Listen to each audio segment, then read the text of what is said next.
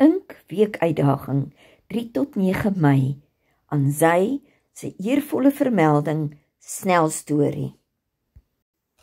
Tarantale, geskryf deur Lenet Macmillan.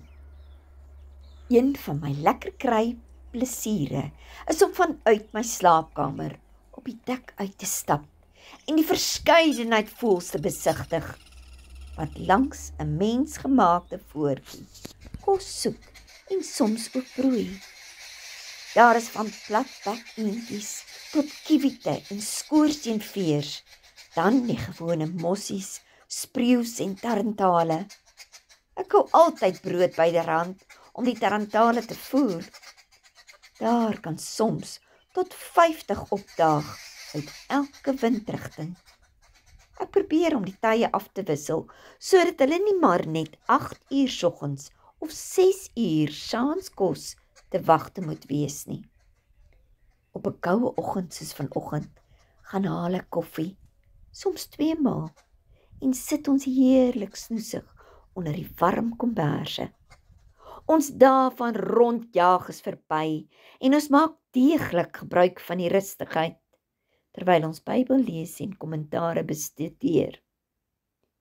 Vroeg al skarrel die tarantale op die oorkantste wal en nou ons skuif deur dop. Maar soos ek gesê het, ons laat ons nie aanjaag nie. Teen die tyd dat ek bereid is om dit buite die deur te waag, is daar maar 3 tarantale oor en hulle kry meer as genoeg om te eet. Dis toe dat ek in my geesore hoor, maar die wat op die Here wag, kry nuwe krag. Hulle vlieg met arendsvlerke, hulle hardloop en word nie moeg nie.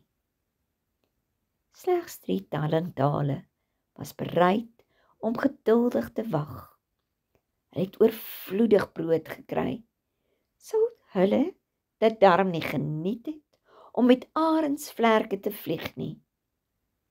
Is ek een van die tarantale wat dink, ag nee, wat, sy kom nie vandag nie, kom ons loop?